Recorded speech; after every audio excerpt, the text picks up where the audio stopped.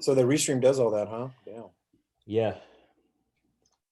Let me check. All right, we're live, everyone. Welcome to another episode of DJs and Beers. This is episode number 4.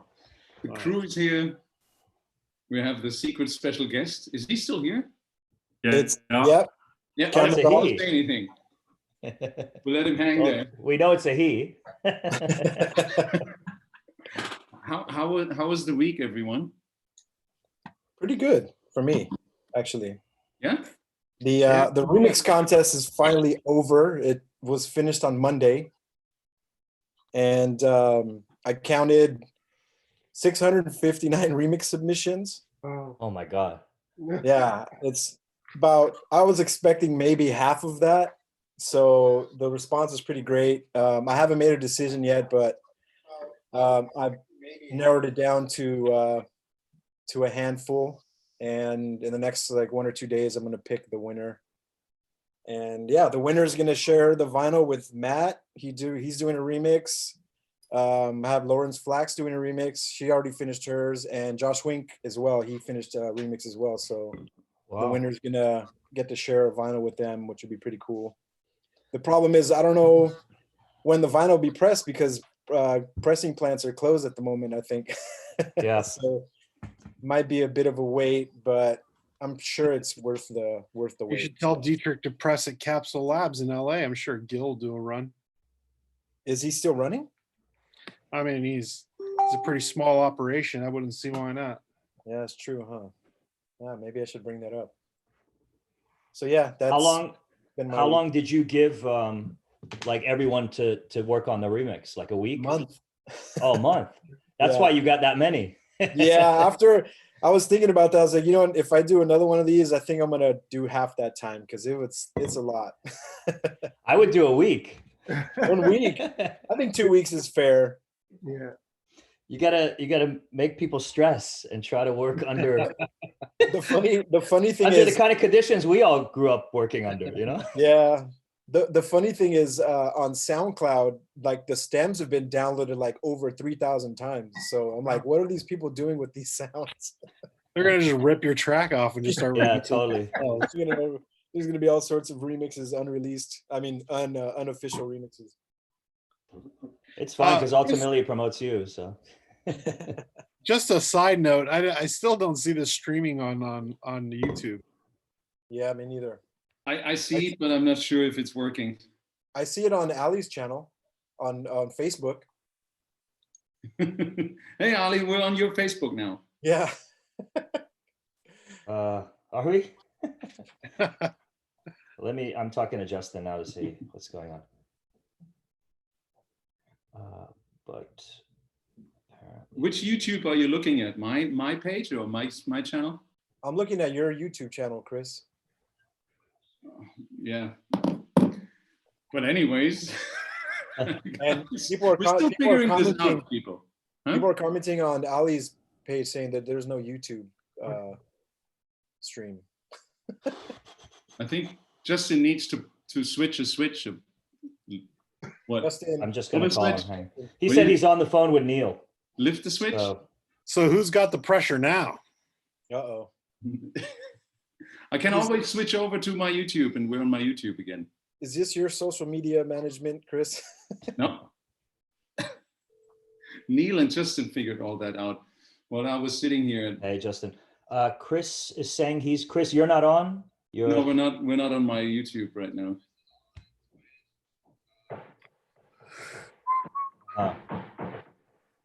Chris, you're on Twitch, Periscope, and Facebook, but he's not on it. I don't even know Periscope. It's connecting to YouTube. 2 followers.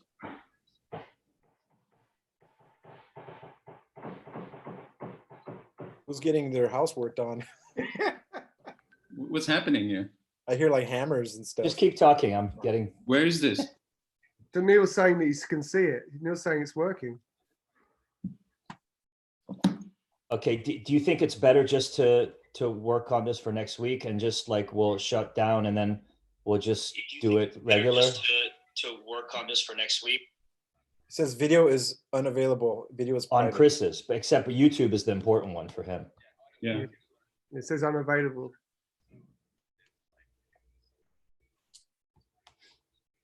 You're talking to Neil right now, right? Okay, we're live, guys. Live. But it's How was just everybody not else on. this week?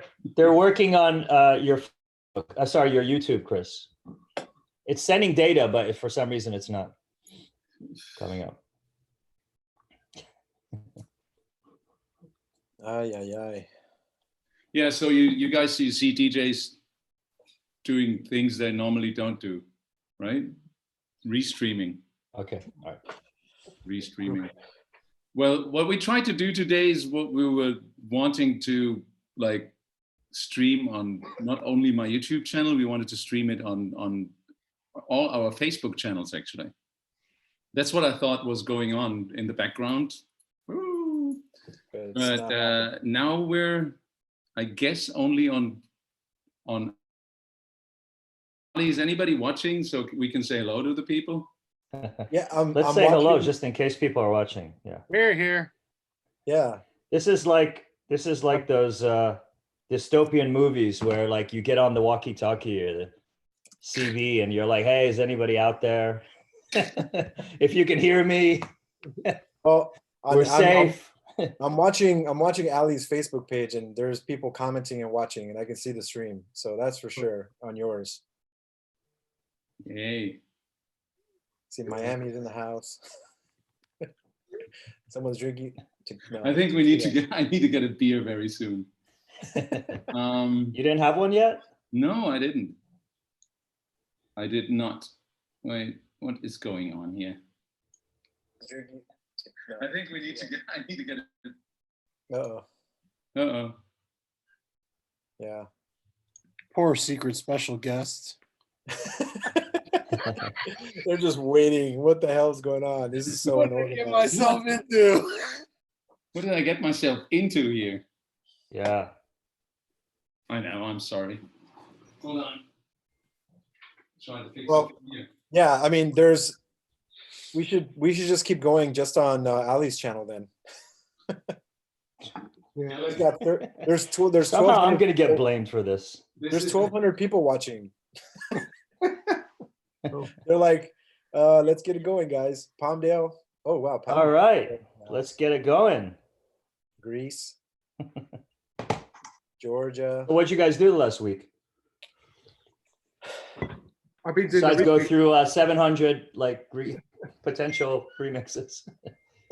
Yeah, that was my week. So I had a I pretty think I just did it because my video was apparently set on private. okay. Ah, We should also be, if you refresh the link, we should also be. I like how your space is Ah. evolving, Chris. It's working. My what is evolving? The cave? You're the space that you're in. Yeah. I see new gear. I see different setup. It's looking Okay. like the bunker now. I feel more and more comfortable in here. Yeah, you look comfortable. I do think it's working now. I'm not Yep. sure. There's like messages everywhere. What's going on? Hey, secret guest, are you still with us? Yeah. Yeah, it look like we're actually live now. I can see it. Yeah, I think we're all good now, guys. We're all good? So we don't have to. Yeah, we don't have to stress. Yeah, we're good. Perfect. Shall I introduce us again? We're just like 16 minutes late. Welcome to Sure. episode 4 of DJs and Beers. We're I'm at already. the beginning. I'm almost finished with my beer already. And the first beer is already finished. That's amazing. That's great, guys. So we all had a great week. We all discussed our great week while nobody was online yet. How about we just continue because we have this secret guest waiting here for like 30 minutes already. David, what can you tell us about him? It's your secret guest. I guess the only thing I could say is that everybody knows him, and you've all worked with him in some sort of way in the past. That's the only thing. Wow. Sounds like a very similar thing that was said to introduce the last guest last week. Right. Is he No, but American?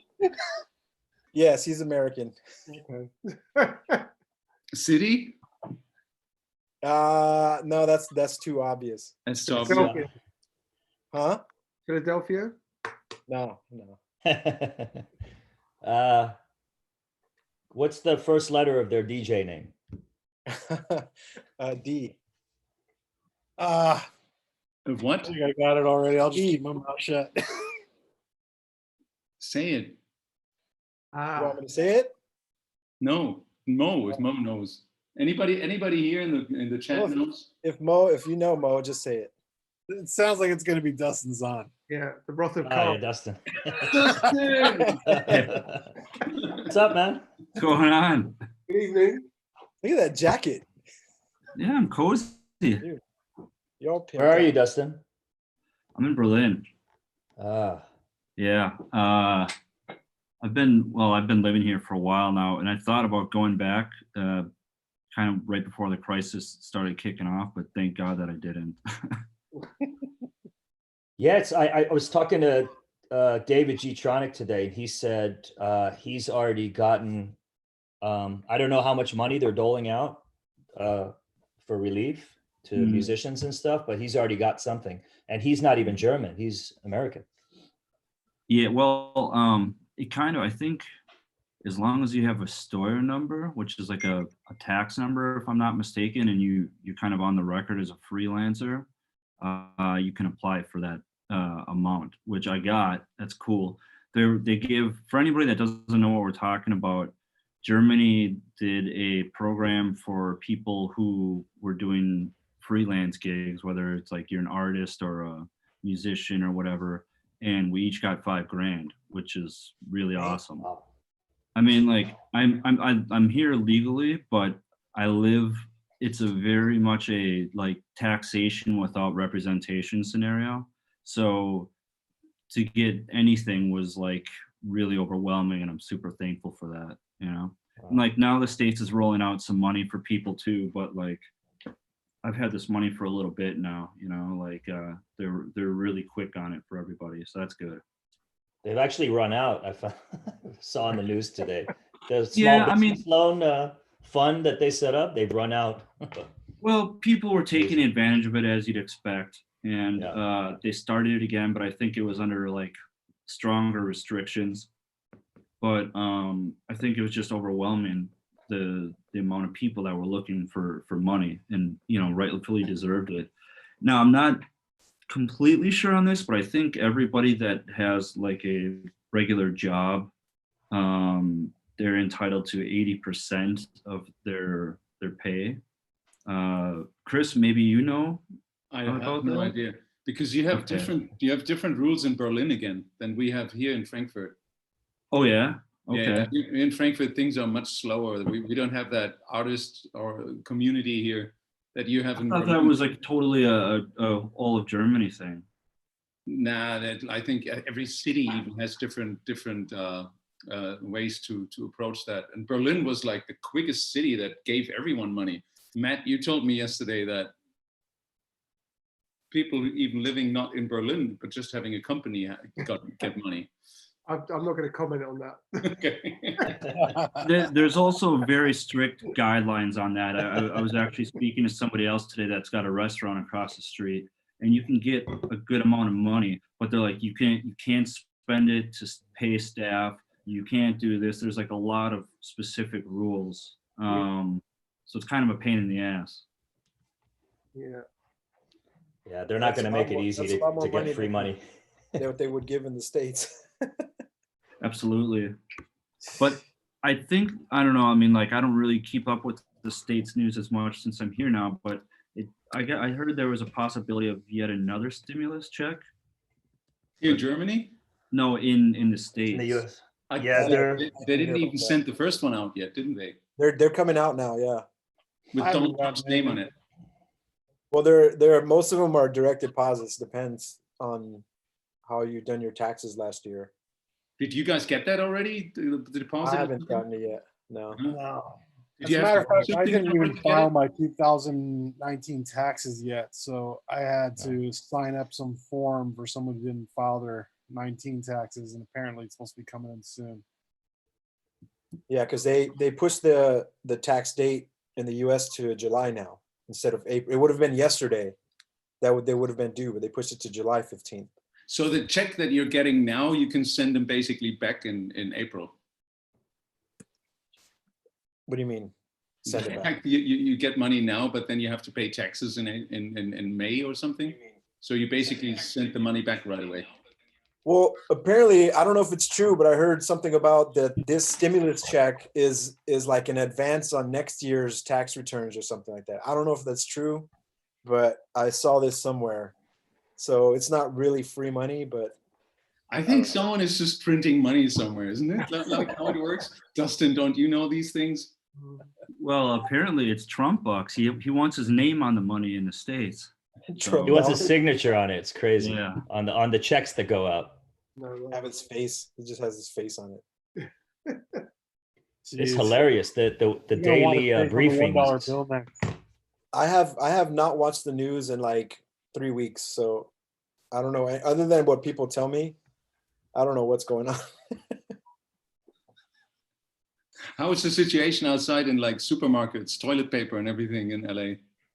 I went to the supermarket yesterday, and food-wise was pretty fine. Like, except for the hard things to find were like flour and sugar. Toilet paper though, still like napkins, toilet paper, cleaning products, like disinfecting products, all empty. Wow. But like produce and food and meat and all that stuff, it's all completely stocked up. We And they might start actually, seeing a decline in produce coming soon too, as well, because a lot of people who work in the farms locally in California are starting to get deductions in their paychecks, and a lot of them are just not showing up. Wow. So they're starting to warn the fact that if we don't start paying these people more, that the food's going to stop showing up at our groceries soon. I mean, the produce, fresh produce will. great. Fun times ahead. Yeah. But one But thing I man, I'm noticed, telling you, one thing I it's- noticed yesterday is like maybe 2 or 3 weeks ago when I went to the supermarket, they were limiting certain items, like 1 or 2 per customer. Yeah. That was pretty gone now. Like there was no more signs around. So I don't know if that's a good sign or not. I mean, they came on the news and they did this big press thing saying, people don't panic. We have plenty of food. There's no shortage. But I don't know why. I just wasn't buying that. Because I'm not it's buying like, anything they're saying. yeah, it's like they just don't want people to freak out and panic, and they don't want people to, just buy and consume everything and save something for everybody else. But there is certainly a shortage if everything is always constantly sold out when you go. No, it's just they can't restock it fast enough. Yeah, but eventually people are, we're going to run out of fucking pasta. You know what I mean? That's all people are buying. And like, you have to be able to go to these factories to make this stuff. And if you can't go to work, then how are you going to buy the pasta? But life in Berlin is good, right? It For seems me like personally, it's pretty awesome right now. But I mean, the situation is terrible. But, I mean, like, I get to wake up, I make good food, I make music, I play some games, and I hang out. It's like I'm 18 again. Like that part's really cool. It's what I'm worried about is what comes after this. That's going to be rough, I think, for everybody. Yeah, I heard today from my label manager who's based in Berlin that they've canceled all music events now till the end of August, which doesn't surprise me. The big ones, they were kind of unclear on the small ones, though. yeah. I think it's going to be much longer than that. Oh yeah, I think it's going to be, by the time we get back to the grind, it'll probably be spring or summer next year. Yeah. I'm kind of mentally prepared. I guess slowly every one of us and everyone out there here needs to face the fact that maybe this year there is no clubs or festivals anymore, of what I'm gathering. Yeah. It sucks. You don't want to be negative about it, and you want to stay positive. But I mean, it's kind of looking like that's the reality. I think also the reality will be if small clubs are able to open, they'll have obviously far less people will be allowed to go, and I think everyone's going to have to engage in these social distancing kind of norms, and also Fucking. what wiping your hands with sanitizer, putting on gloves and masks before you go into a club. So you'll be like, interacting with other people with gloves and masks on. And who wants to do that? It's strange. I think restaurants are going to be like that too. Haven't the ravers done it in the 90s? Yeah. Yeah. Back to What are those videos you see those guys wearing like they're like gas masks and they have like dreadlocks and they're always doing the same dance? Dancing goths. The American What is thing. it? The dancing goths or whatever. Is that? Oh, okay. We call them. you guys remember Alternate? No. From the Oh, yeah. Ravens, Alternate. They were way ahead of the curve. Yeah. And so is I Hate Models been way ahead of the curve. Hey, models. Who else wears a mask? SNTS. Yeah. Yeah. Headless Horseman. Headless. That's not really a mask. So let me ask you this, guys.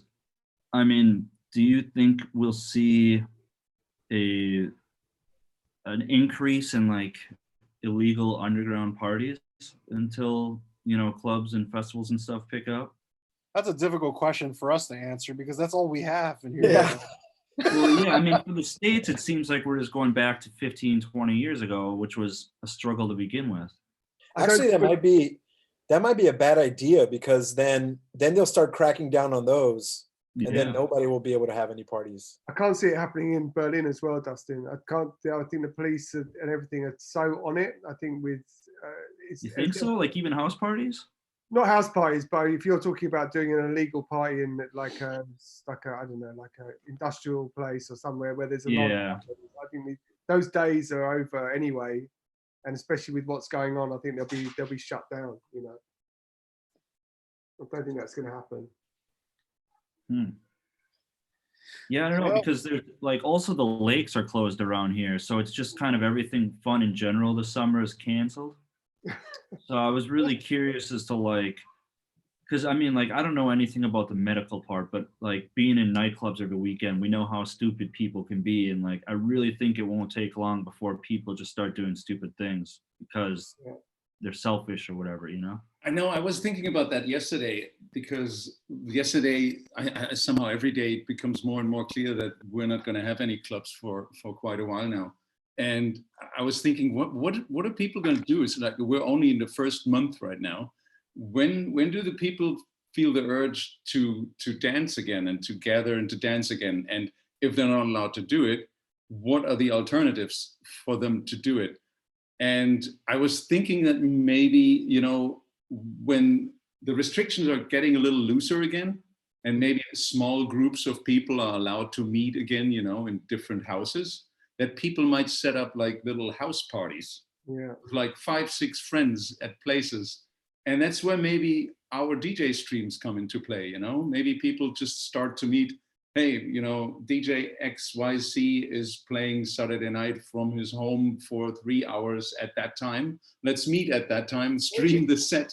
And isn't that what a lot of people have been doing in the States anyway, with like Be At TV and like, if you've got like a surround sound system at home, I mean, especially with the restrictions with laws in. Has that already been happening? Like I know people who in say California who don't go out, they just stay at home and have beers or whatever and dance around in their living room, That has happened before the virus came even? Yeah, I think it's happening already. I mean, in places where where there are restrictions and there aren't maybe the possibilities to party all night. There was that virtual reality game that was around for a while. What was it called? Second Life. State or something? Second Life. Second Life. They'd have Second Life parties. I remember somebody in like 2006 invited me to DJ at his Second Life club, and I was like, "What? You want me to do what? How does that work?" By the way, I'm following my chat here on YouTube, Taucher im Omen. I've been reading this, so if you have any questions, just repeat the questions. We're getting back to them later. I wanted to say to Dustin that, I mean, if in Berlin, it really doesn't really feel any different. There's loads of people out on the streets, and of course, May Day's coming up as well. And I'm not sure how that's going to be. I'm not sure whether people are going to Cancelled. Well, yeah, but I think maybe still people are going to go on the streets. You know how it is here, people are like, fuck it, I'm just going to do whatever I want. So I don't know how they're going to contain it or police it, you know. So we have that coming, looming, should I say. Yeah. Well, so real quick, I have this theory on that because you see people complaining on Facebook like, oh my God, I went out for food and there was all these people in the park or hanging out by the canal or something. And don't get me wrong, like that shouldn't be what's going on. But then the other part of me is like, listen, at what point in history has everybody followed the rules? Like there's always going to be rule breakers, right? And if it's nice out, they're going to be like, screw it, I'm going to go out for 20 minutes or an hour and get my air. I don't care. And like, whether you agree with that or not is a different story, but that's going to happen. And we're in a city of 3.5 million people. So it's like, even if 1% of those people, decide to go to parks and shit, that's like what, 35,000? So, I mean, that's a lot of people, even though so it seems like nobody's paying attention to the laws, but I think a lot of people really are following the, stay at home order. Are they giving any tickets or citations for being out or in groups or anything like that? No, the Germans have been behaving quite well, I think, so far.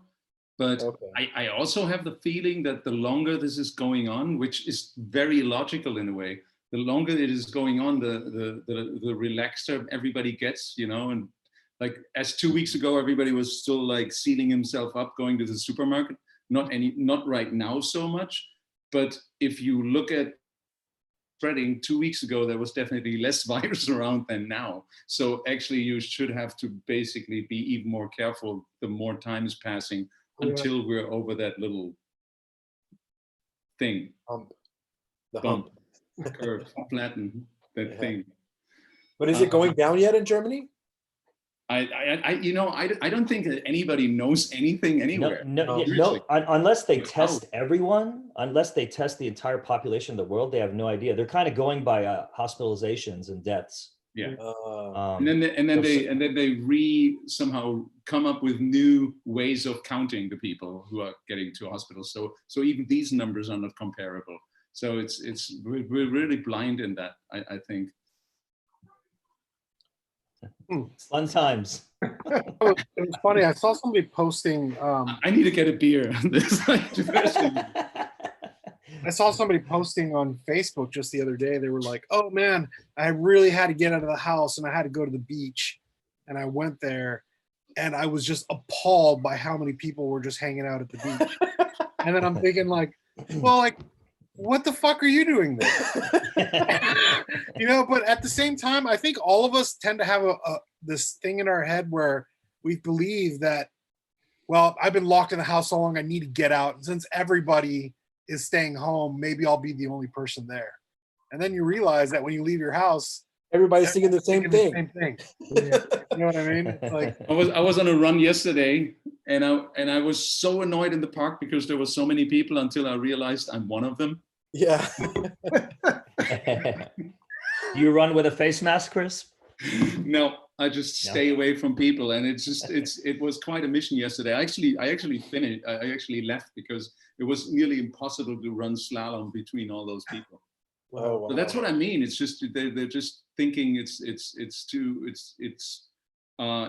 getting easier. Oh yeah, we're over the worst part. We were sitting at home long enough now. It's going to be fine, but it's not. And I'm really worried that this actually turns this whole process into even longer process that wouldn't be necessary. If we would have all just shut down this whole world in March, like everyone, we could have maybe had like more controlled going back into normal life in the summer already. But I think we're really fucking this up like globally. And that's why we need to stay home. And someone just put in, like, because of the idea of streaming and how we're going to do parties in the future, somebody was just writing here that maybe there's like 100 capacity max on clubs now. That's where and DJs are not going to fly. So you will be booked to a virtual party at a place for 100 people somewhere, and then you play a virtual streaming gig. That could be. Is that going to be monetized, or is it all going to be free? It's got to be monetized at some point. Well, I mean, how long can we do this for free? I mean, at some point we need to speak about money here. We're but all without any income right now, right? who's gonna want to sit at home and pay for a streaming service? You know, it's like, why, if I can just watch this person DJ for free? Yeah, but maybe those 100 people that gather in this place, every one of them has to pay then something, you know? I don't think it's I gonna have no idea how this works. I mean, There'll definitely be a way that everything will get monetized somehow. I mean, I could even see like some rich guy who has a villa who wants Solomon to DJ for him and his buddies in the villa will book Solomon for it's like pay-per-view, you know. So Solomon is sorted out then. That's fine for him. Yeah, he's But- fine. I mean, the reality is, I think DJs are kind of in general somewhat on a decline. Like if you're talking about friends sitting at home for an after party or with drinks or something, how many times do people just like, they just go to YouTube and be like, type in this track or let's listen to that song, and like they don't need a DJ. Or Boiler Room podcast or Boiler Rooms or anything. Yeah. Well, Boiler Room gets money for advertisement.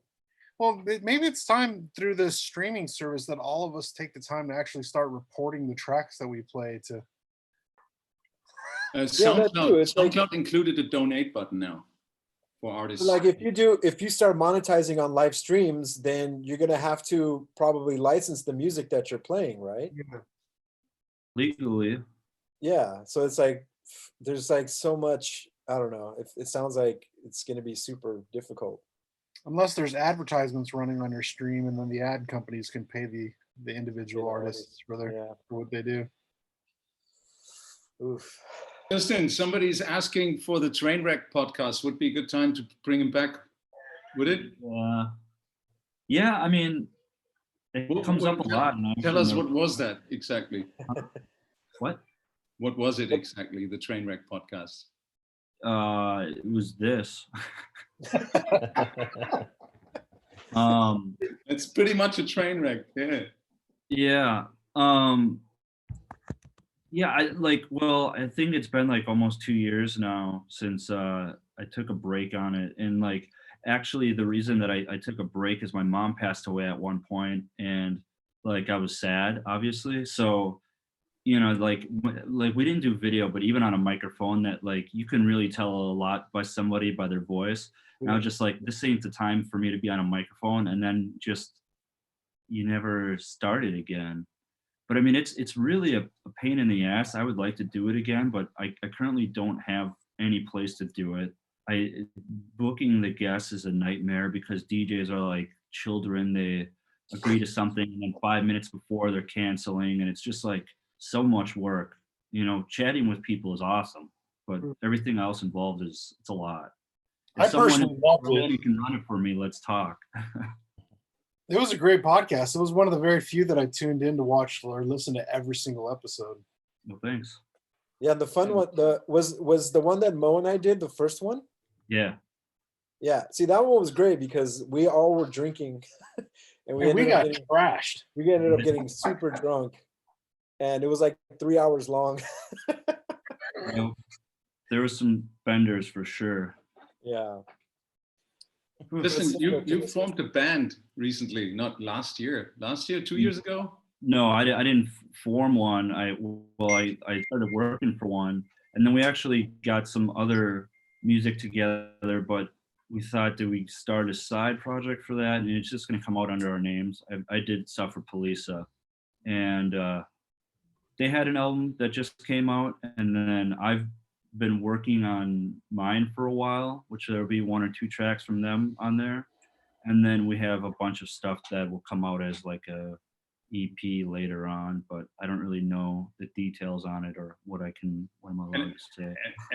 And I was very close in seeing you guys play in Oslo on actually the last weekend that I was DJing before the virus came. Dustin was supposed to play in Oslo, and I was playing in Oslo. And then you got stuck at customs. Yeah, I got denied at the border, which was the first time ever. Have any of you guys been stuck in customs for a long time? Canada. Yeah. I got stuck for 7 hours. Jesus. Before being turned around. And so we were, on this little bus thing, and like I ate all the snacks and the food because we were just gonna go right through and we were gonna get lunch in Oslo and all this. And we ended up getting stuck there for 7 hours, and literally all we had was a bottle of wine and a bottle of whiskey. So we ended up just getting shit hammered sitting there for like 7 hours, and finally we had to find some small town in Sweden to just get like a hotel, cheapest place, so we could just crash for the night and not deal with the drama anymore. Sucks because we had to cancel, Through, and we were gonna get lunch in Oslo and all this, and we ended up getting stuck Oh, there you for have 7 your- hours. Really, all we had was a bottle of wine and a bottle of whiskey. Some of you has the And YouTube we're sitting thing. there for like Yeah. 7 hours, and finally we had to find some Mo, small is that you? town in Listening Sweden to to the just get a YouTube hotel. stream. Can anybody, Mo, are you listening? Yeah. It's not me. Was that you? Was it what was me? Somebody was listening to the stream. Because your screen flashed up. Oh, So- weird. I think I clicked something wrong. I think I got confused on what screen was which. What is it? Noon and you're drinking whiskey, right? Anyway, sorry. I gotta catch up, dude. Well, better that than you accidentally clicking on a porn link. Oh shit. Like, whoops. Justin, let's get back to like real talk here. You're still running Enemy Records, right? Because Yeah, you just had a release which I'm playing up and down. Which was that? Hold on. Nostra Regal or the blank one. Blank form. Yeah. Blank forward. Fragments of Vision. Hmm? Yeah, I mean, well, that's kind of the bummer. I decided to really put a lot of effort into the label. Well, I always put effort in, but like focus on it primarily. And it was starting to pick up, and I got a lot of cool stuff lined up, like most labels, I assume, right now. And now everything's on hold for the foreseeable future. Then let's get into my favorite topic, which we had last week already. But I'm still wondering, what are we going to do with the club music now? And because this is what I was thinking yesterday too. Is like, okay, if the streaming thing and people dancing at home, I mean, I need to clear that up. I would still produce some club music even if there was no club out there, because I just enjoy doing this. And obviously right now there is no club out there, and I'm really enjoying making club music right now. And some people have releases lined up. Some of the most amazing club records were just released basically a week before. I'm looking at you, Matt, and Black on Black, a week before the shutdown, one of the biggest club tracks has been released. Have you noticed that somehow, Matt, that that the interest in club music has declined, but will it maybe come back in like 2-3 weeks or a month? Because people really want to dance more at home. And even if they weren't dancing in the first month at home, like at some point people want to move again, right? Maybe a question I can throw back to everyone. Like, I mean, if you're doing you're doing a lot of streams, right, Chris? And so maybe you need new music, or you need to consume music that you want to play on your streams. But for most DJs, even like bedroom or guys who are playing in bars or whatever, I mean, are you really going to be buying stuff?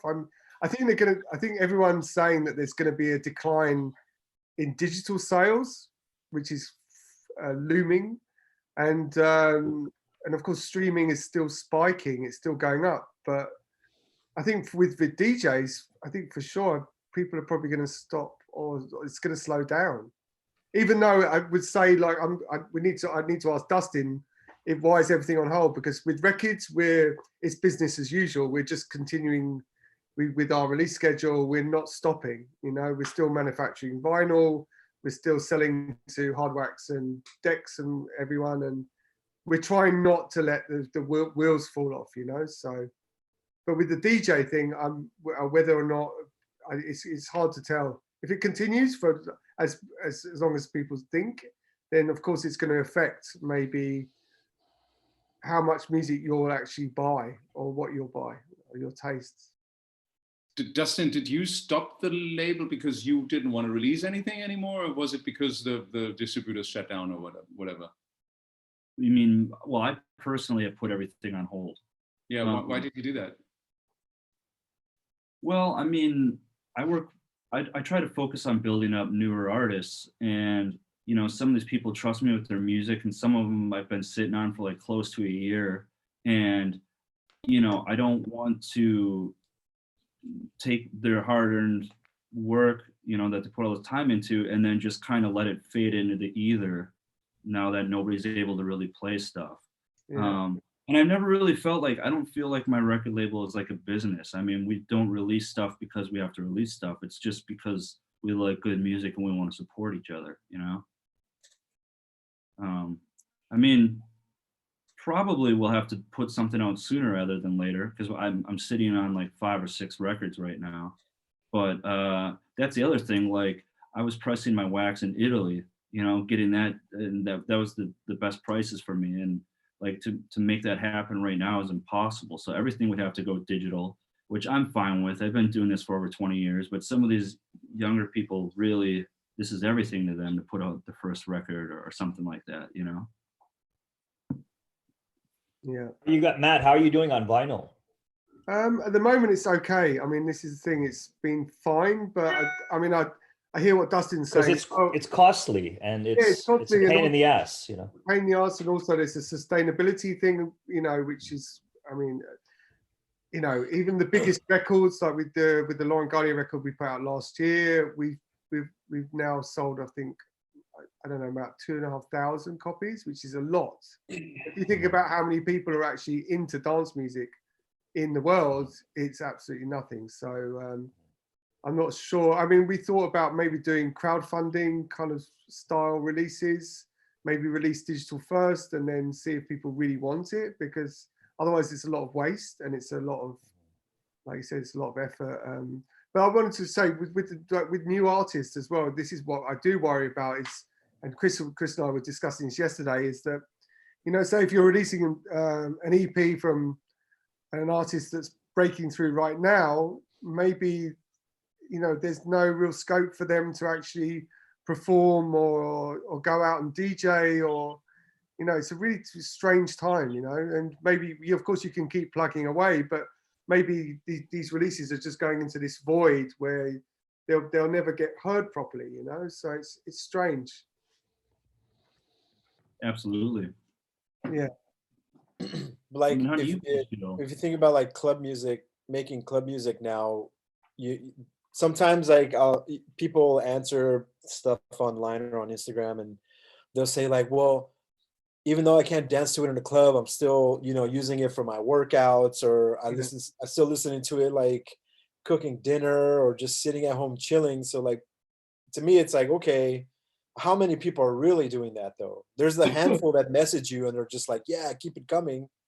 But how many are really actually doing that?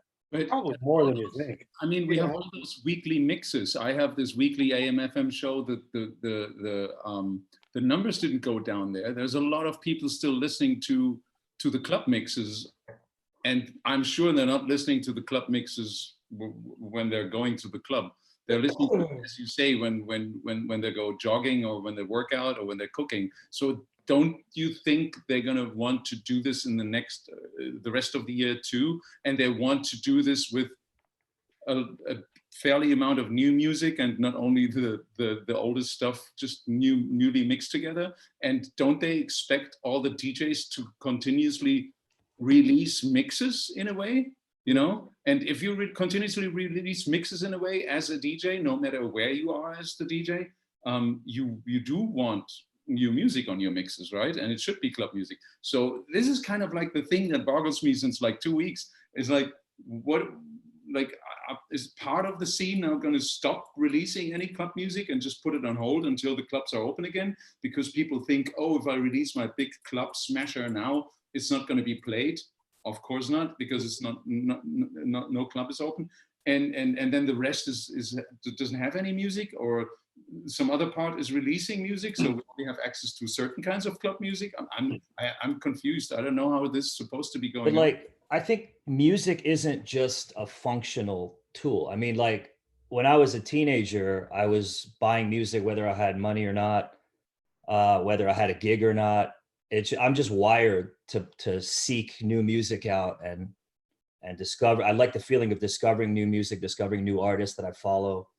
You know, so that part of it will never change. I continue to listen to new promos, to, you know, buy music online and stuff. And then there's music as a function, like club music. Yeah, we can't play it in clubs, but we'll be able to play it next year. You know, I'm still building playlists, keeping my music organized, because I know at some point, you know, we're going to be back at it. And I'm going to rely on all this music that I accumulated over this period of time, which will be amazing music, which will, you know, get heard in the right context. So for me, none of that has changed. And I'm also keeping the label going because I feel a responsibility to all the artists. I think we all tend to make this mistake in thinking that people consume music the way we consume music ourselves individually. And I think sometimes it's a better gauge when you're playing these massive festivals and you're looking out at huge crowds, that you have to keep in consideration that probably only a quarter of those people that you are looking to actually buy EPs and individual records. The largest majority of them are consuming DJ mixes all the time. And they're not stopping now. They're still consuming them. It's funny how everyone calls like a single an EP now. Like everyone I talk to, like EP used to mean extended play, so it's like 4+ tracks. But people call 2-song singles EPs now. EP, and I'm it's funny to me. Well, whatever I'm always having to correct people. Like it's not really whatever an they're EP. releasing, I think DJ mixes are still there to be consumed, and they still need to be put out. So keeping tracks fresh and releasing them is still relevant. But Ali, you said you're still downloading promos and all that stuff. Do you also shop for music, or do you just use promos? I usually typically hard wax and clone. Okay. Those are my go-to ones. I don't have time, like with the amount of stuff that individual producers are sending me. And man, there's so much music that these producers are making right now and sending me. I think now they're like, you're going to see more music. I think a lot of the producers are like, they're home now, so they can listen to my demo. Yeah, yeah. And music is going to get better and more interesting during this period of time. So I don't think it's, you know, the time to kind of sit back and not seek out all this great new music that we're going to have. Yeah. And that we have to take advantage of the fact that, like, you know, the artists that Dustin's got on his label or me or you guys, they're going to start making really, really great music. And now's the time to get behind all that. If we can, you know, if it's financially feasible. And that's one thing I had to look at. I had to look at, like, how much is it costing me to keep the label going? Because if I break even, I'm happy. If I'm losing money, then I gotta, you know, make a you know, serious decision about whether I want to just put it on hold right now. And it's a good time to look at all of the costs associated with running a label, how your label is structured. This is the time, this is the pause, like we all, you know, wanted for all these years, to be able to, like, sit down and really look at every aspect of our business, all the different businesses we have, the teams we have, and to see if we can streamline things. And in streamlining things, you know, you may come up with, like, you know, new business models, new ideas. So I think it's a good time to do a lot of self-reflection, introspection, you know, reports, and supporting new music that's bound to be made, amazing new music. Which is a good segue to the question that I have from floor 4 for all of you. What are your plans to make up for the lost income from not touring? I mean, that's really a $1 million question here. That's the $1 million question. Yeah. But as Ali just said, it's a perfect time to look at your status right now, where you're at. I mean, when you're constantly touring, even if you have someone looking after your finances, you just don't look into the details anymore. And now you start to look into the details, like, what am I actually doing here? And you need to clean up, you need to streamline. And that's what's happening now I think on all of our levels. Everyone here as well, Chris, everyone here in this group actually makes music, which I think is a difference as well from maybe someone who's just a DJ and doesn't actually have any other, you know, revenue streams, as in. Well, but making music is not really a revenue stream, is it? Well, it depends, doesn't it? I mean, it depends what if you're signing records, if you're prolific and you're signing music to labels, hopefully there should be some money, Yeah. whether it's publishing or you know, there should be some kind of. In the last year myself, I've kind of veered off and put a lot of focus on scoring music for small films and working a lot of publishing and licensing.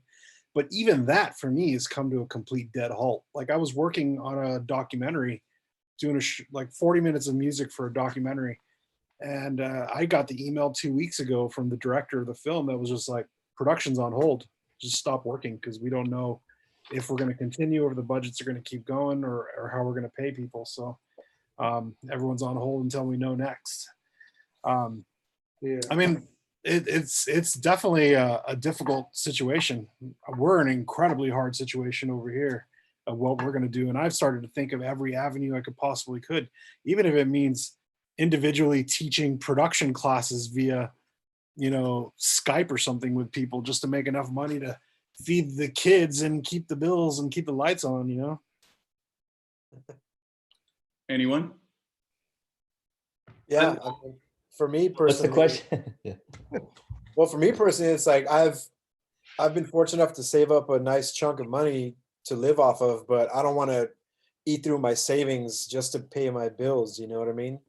So I've also kind of been, I don't know, thinking about maybe to do some like mixing for artists or you know, quote unquote mastering. I don't have a proper mastering studio, but at least something, you know, to help out some younger artists and maybe get some extra cash. I don't know. I still have not figured it out fully yet. I think none of us have. Dustin, what do you do? What's that? What am I gonna do? Yeah. Be a barista or something or a bartender. I'm not sure. There's no bars, dude. I don't need much to get by. You know, like DJing. Like, yes, I've had gigs and I've been still pretty lucky compared to a lot of people. But like, I would be lying if I said that it didn't slow down anyway. So it's not like my schedule went from 8 gigs or 10 gigs a month to a complete halt. So it really like this adjustment isn't as jarring for me. And so I just like I do other little odd production jobs and you know kind of like stuff Mo was saying, and I'll find other ways. It's frightening, but like it's interesting because you speak to some of these other musicians that are maybe not necessarily DJs. These people can have been in successful bands or won Grammys or something, and they're still like trying to find odd jobs in between tours and stuff. So it's like the DJ world has been super lucky and super privileged to like be in that position because even in unpopular bands and stuff, they don't always have revenue to get by, you know. Yeah, that's true. Yeah. What about you, Chris? Well, I have no clue. It's just like you. I don't know. I'm basically so far trying to save as much as I can, like getting the spending down, and doing what I love. Basically, I'm continuing to produce. And how's it going with the album then? Is that been put back? I mean, have you discussed My album? Yeah, with the label. Are you going to move this back to no? No, actually, I want to get it out even sooner now because my next album is again like the last one. The Burn Slow album is not really a club album; it's just more a listening album. So it's perfect for this time right now, and I want to get it out even sooner rather than later.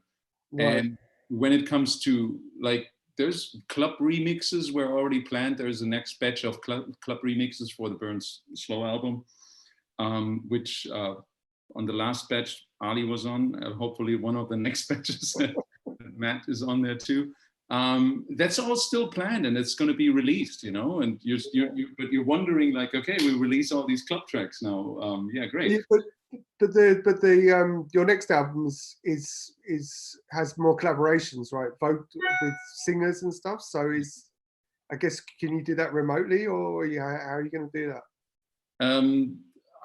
I met if this is going to carry on, and it's going to be released, you know. And oh, Mo is hitting the wrong button again. Am I? I'm Mo's not. got that expression on his face like he's hitting the wrong button. Yeah, it's all work via internet now. But Did I do something wrong again? but I was no, nothing. It's all good. You gotta turn off that porn. I was at a stage already where things were already pretty much done, so I'm in a good place when it comes to this album.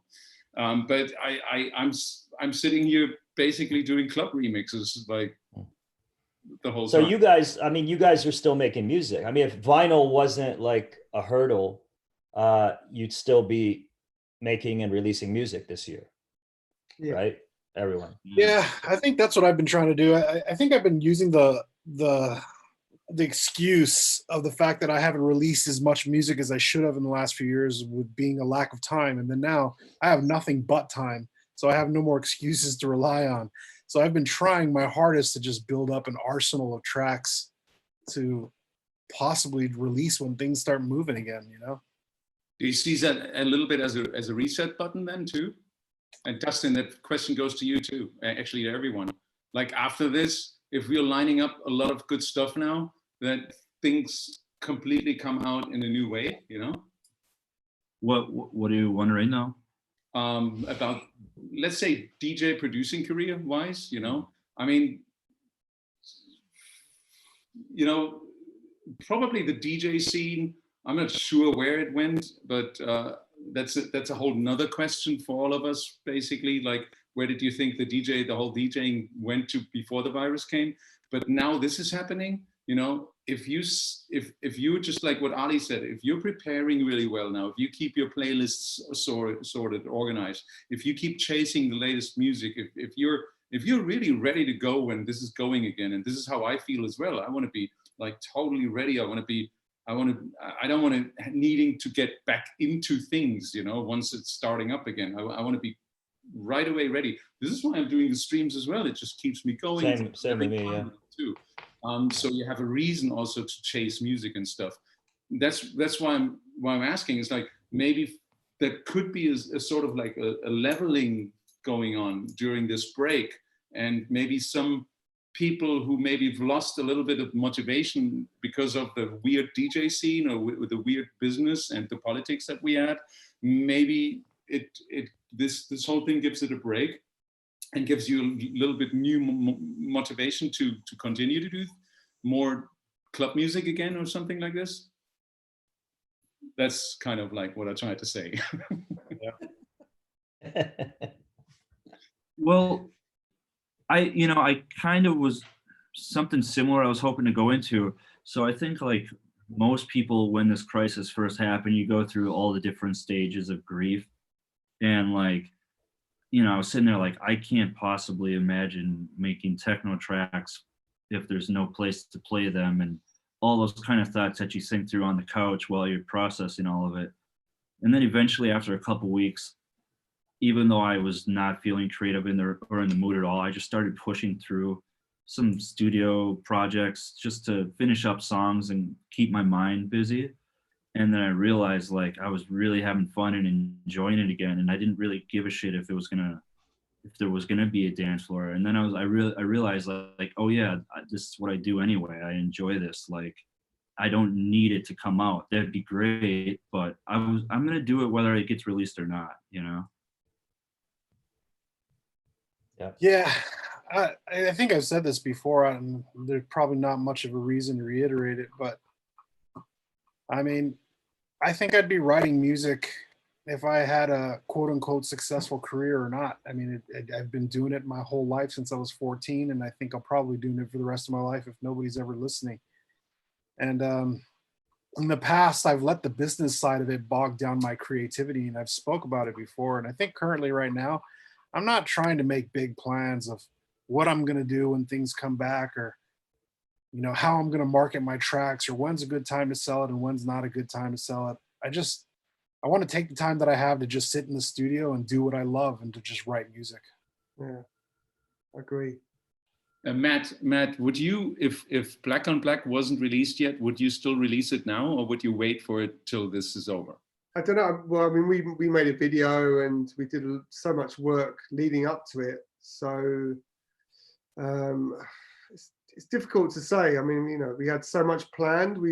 we've also got another single that's kind of ready, and we've just got clearance from Universal to use the sample, and so I don't know, we're trying to work it out. We're trying to work out what we're actually going to do. Of course, it's very much a live performance-based project with Patrick. So, and that's what made it so special, was him performing. So, I don't know.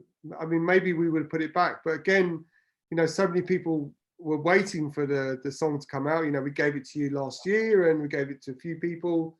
Actually, you were the first person, so yeah, we had to. In fact, we just had to put it out. You know, it was regardless of what's happened. So yeah, but I'm the same with Mo. It's, I mean, I've been making a lot of music. I've been doing a lot of kind of very slow record style, 99 BPM sort of sketches, just music for myself, just very self-indulgent. I don't really care if it ever comes out. It's just little noodly sketches, just, you know, which make me happy, you know. So Yeah, totally. I guess that's the purest form of expression, isn't it? I mean, just let things flow out of you naturally, instead of having some sort of like grand schemed plan of what it's going to do yeah, for your overall career. I mean, I think all of us, those are the foundations of why we got into this game to begin with. The need to express ourselves musically, and also in the DJ booth. That doesn't go away because of some virus, you know. Yeah. And I think now too, it's like even though there's no dance floors and you still want to create club music, like there's not that pressure to make a club track that's going to be a big hit. Now it's just like you can just write tracks no matter what, you know, like don't have to worry about that. Even though we don't have to make business techno. Yeah. There's always somebody that says business techno. Exactly. Which is a really funny expression. It's a great expression. What exactly is business techno? Jure mi clavo. Yeah. It's I guess like I don't want to name drop, but I mean, vocals. About a drop. You don't need a name drop. I think you can generally say, I think it's this whole idea that you know, the capitalism on our industry with music, and putting, you know, huge festivals and marketability, and the fact that, you know, image is more important than musical content, and all that stuff just plays into financial gain and constant financial gain in the industry. Am I wrong? Like, is business techno a sound, or is it an image thing? Well, I think that there's a certain sound that's attached to I think we all know what it is, but we're dancing around the obvious.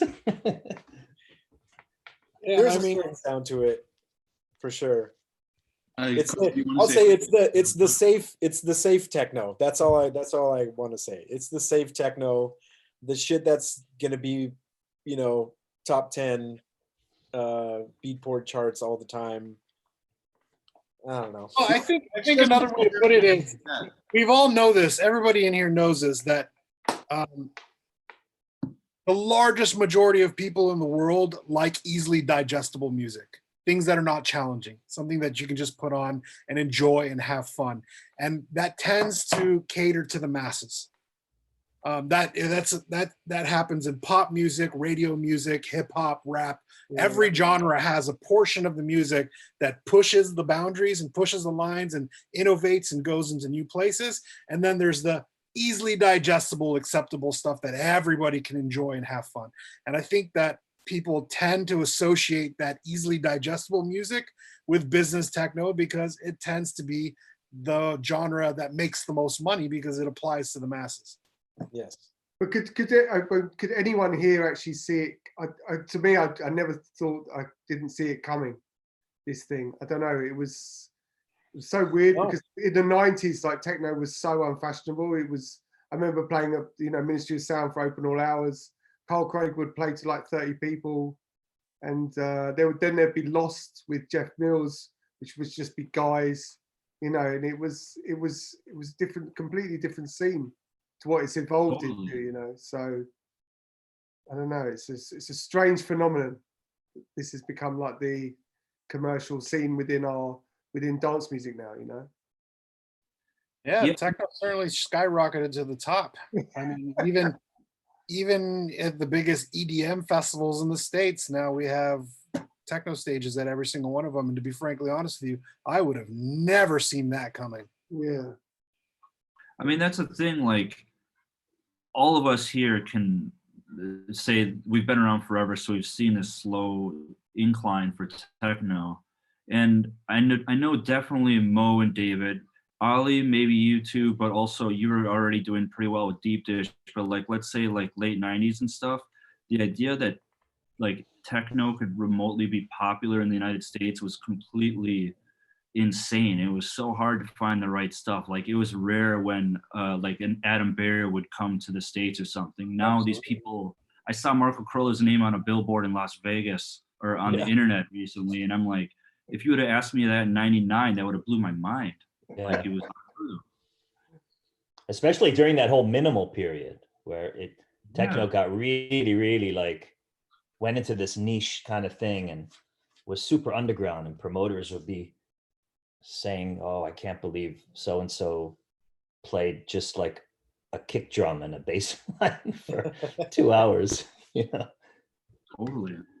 Yeah. it's definitely evolved, and I think now it's like, I think because we're all older, when we say the minimal thing, there's probably a lot of younger people out there that have no idea what we're talking about.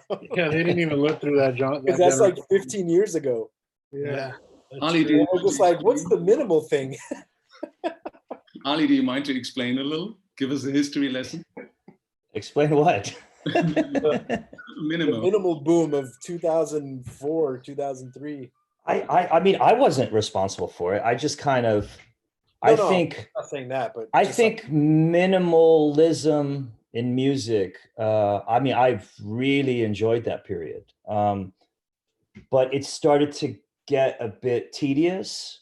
And this was right around. I was listening to a lot of it when I was like breaking away from deep dish, and it was influencing me for sure. But I had other ideas for what I wanted to do within the techno genre, and I was, you know, breaking away more and more from the sound of deep dish, and Sharam and I, our relationship was just deteriorating pretty rapidly, and I was searching for something new, and I think I came along at that time when maybe techno needed something new, but I was really influenced by everything that was happening in the minimalism scene, and I just kind of married it with my ideas, I guess, and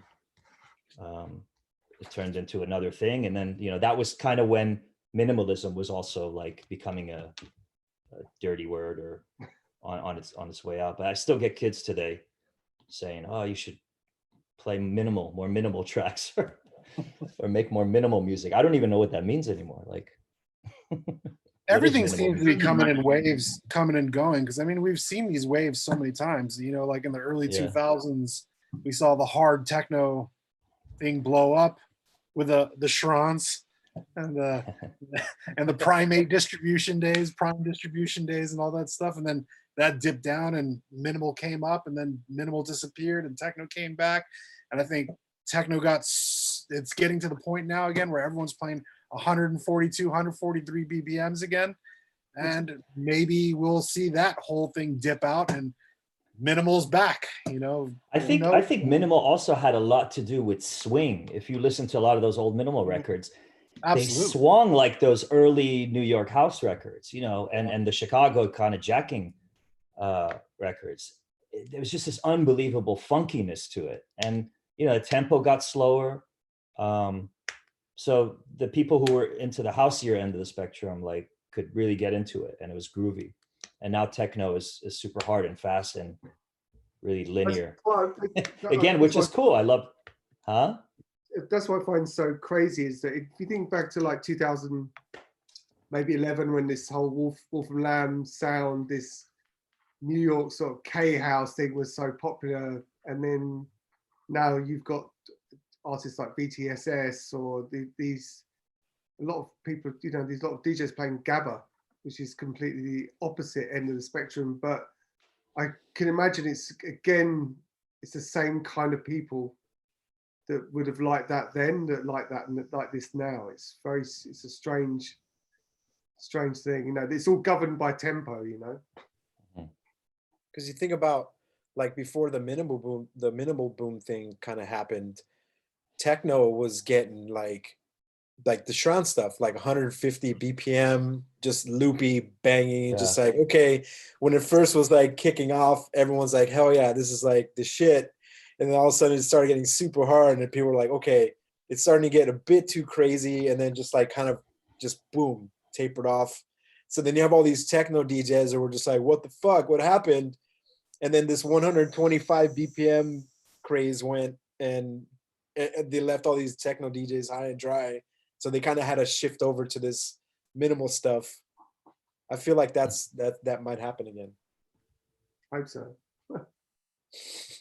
That's a good question.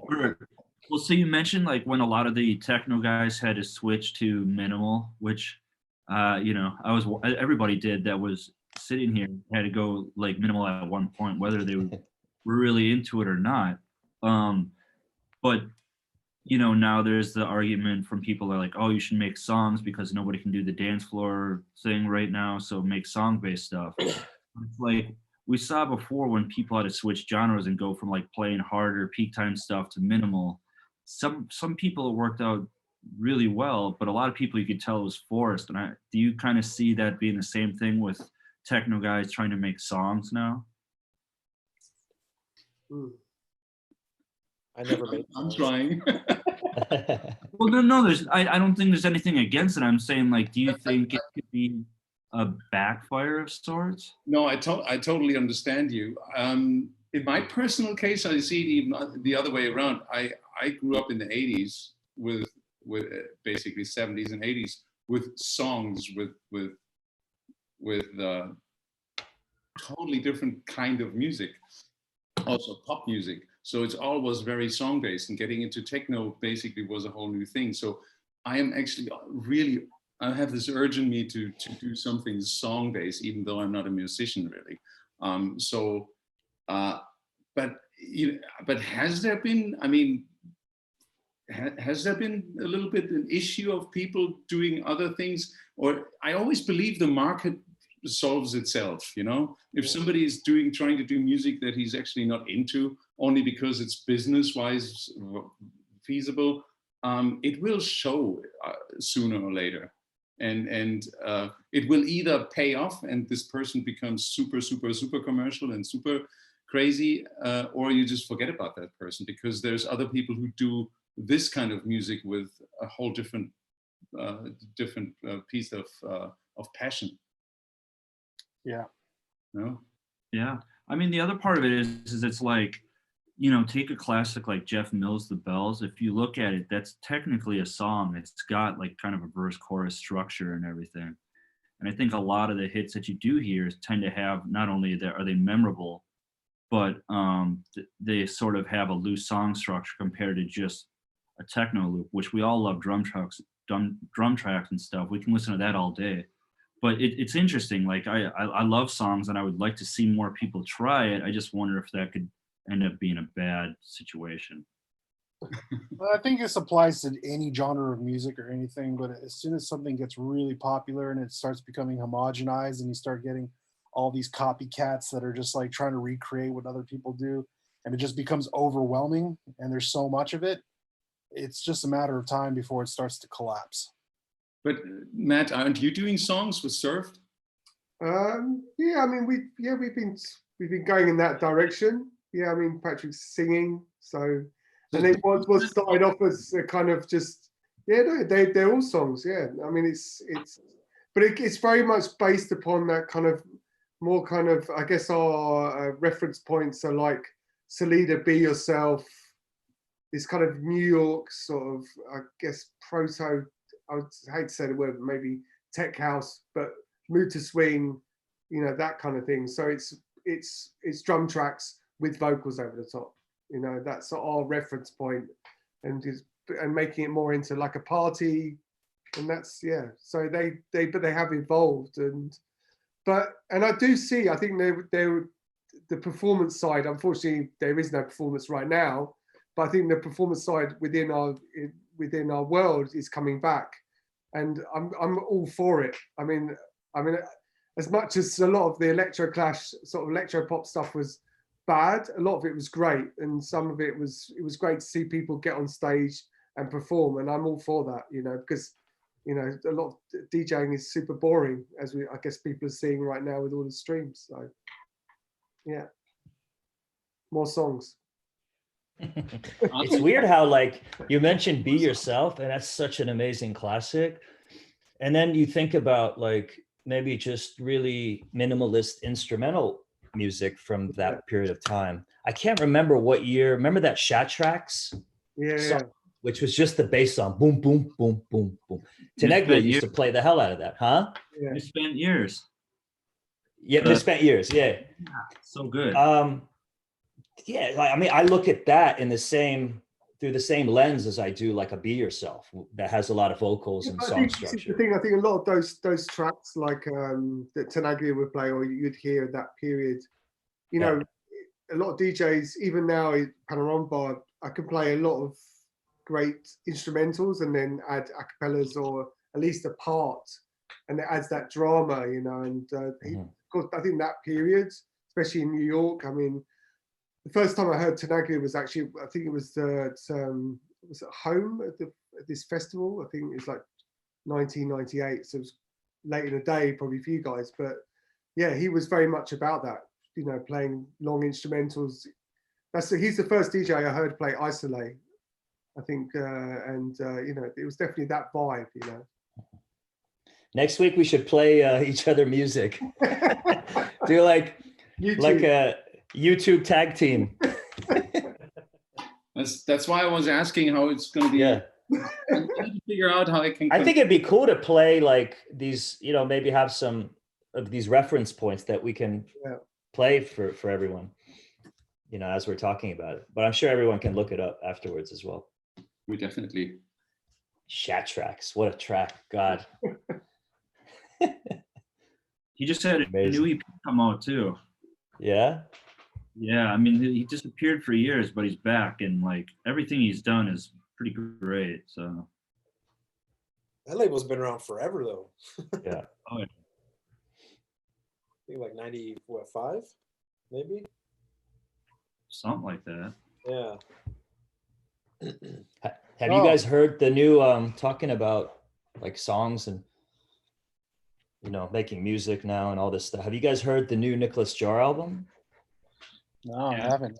It's incredible. It's insane. Like how good it is. Are you talking about his under his own name or the Against All Logic? Under his own name. Okay, It's got like I really like that one. The Logic. I can't one, stop listening to it. Yeah. Yeah, the Logic one was cool, but like the other one has, you can listen to it on repeat a bit more. Yeah. I haven't heard it. I really like the Fortet album. Is it new? Yeah. I know he had the Baby song, but which is it's awesome. just out now, like literally, I don't know, 2 weeks ago. I just listened to, you know, Tiga's got a podcast, a great podcast, and he interviewed Boys Noise and Kieran Fortet. And the one with Fortet is really, really good. What's really interesting to hear about his background. And Tiga's such a great, you know, speaker. He's able to articulate everything and he asks the right questions, and it's just a really entertaining thing to listen to.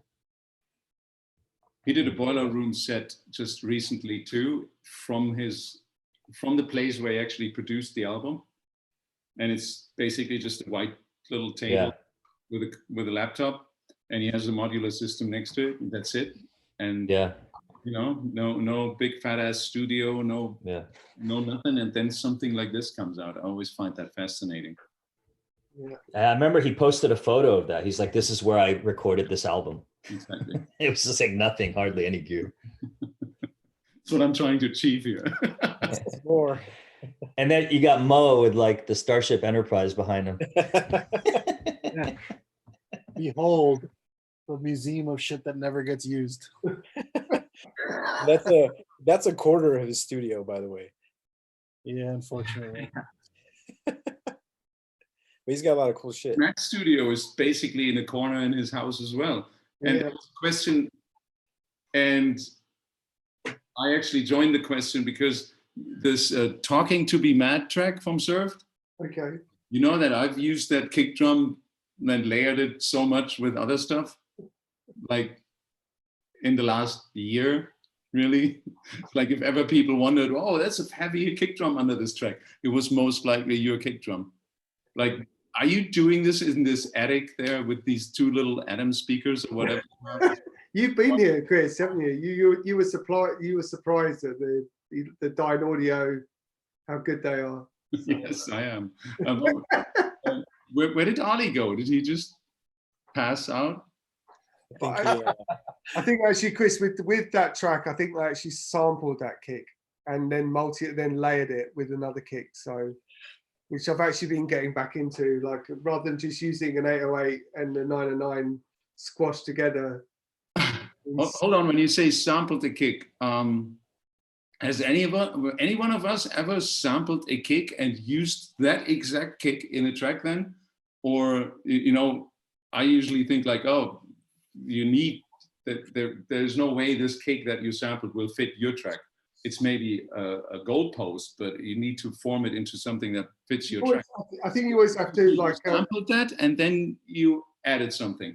Yeah. I mean, it's always just about making it fit into what I wouldn't just write a track around just a kick drum. I maybe change the kick depending on the tone of the track. So everything has to be sort of adapted. But I mean, I've always been into sampling. I mean, I'm doing less and less. So I'm using more and more real drum sounds or drum machine sounds. But depends. What's happening? Beer. Depends, you know. I've done the same. I've sampled kick drums and then just like layer stuff on it just to get I use the meat of the kick that I sampled. So I don't think there's any shame in that. Now, how many kicks can you layer? Look, I think three. What's your record? Three maximum, but I'd say two is good. When I'm sitting in the studio with David's really, really good at layering multiple kick drums. And it's funny because since I've been working with Luis on like albums in the past year, Luis, out of all things in the world, he is the most anal about layering multiple kick drums. He only allows one kick drum, no layering on top of it at all times. It really annoys me. But I will say the only kick drums I've ever sampled are Dustin Zahn's. But Dustin's got. Like if your track is a stomper like this Serve stuff, then yeah, it's gonna focus. It's gonna be on a kick. But if you're trying to make some cool like groovy stuff or tribally or whatever, you shouldn't put the emphasis on that kick. Of course, it should sound dope, but I mean, it should become more about the bass line and the rhythm than the kick. Because just the right pitch of a kick should do the trick. Yeah. Or do you disagree? No, it's the right pitch of the kick, but it's also very much about the start point of the sample. But what, Chris? What's the drum? What are you using now? What's this? The soft in? I basically unpacked my old 909 a couple of weeks ago because I had it in a box here, and I just been working with it a lot in the last week, and I fell so in love with the sounds again, which are they're just, yeah. I think I have the best clap on my 909 ever. And it's just so nicer to work with it. But yet again, I would not use the 909 kick drum really. I would maybe use it as kind of something that shows you the way. And then I have this plugin called Punchbox from the D16 group people. That's the one. And that is built upon a very old little kick drum plugin that a German dude did one time. Buzzism, it was ism, ism, ISM, and which you just get generated a sinus wave basically, and then you had the possibility to put a tech and decay in it, and you had some sort of distortion buttons. And those guys took basically this idea, and they also have the 909 and 808 as VSTs. They're called Drummerzone and Neferton. Mhm. And most of people know this because these are the two best emulations of a 909 and a 808, I believe. And they basically put all this into like one plugin. And so you can start off using a sinus wave as a kick. You can start off using a sample as a kick. You can put your own samples in, or a 909 or an 808. And then you can go from there and you add little clicks, you can add a little distortion, you can add a little EQ and bit crusher and everything. And you have this whole chain, and it just, you can work on it endlessly. It's quite a nice thing. You need a little like a buy now sort of thing in your screen. Swipe up to buy what's it called? Punchbox now.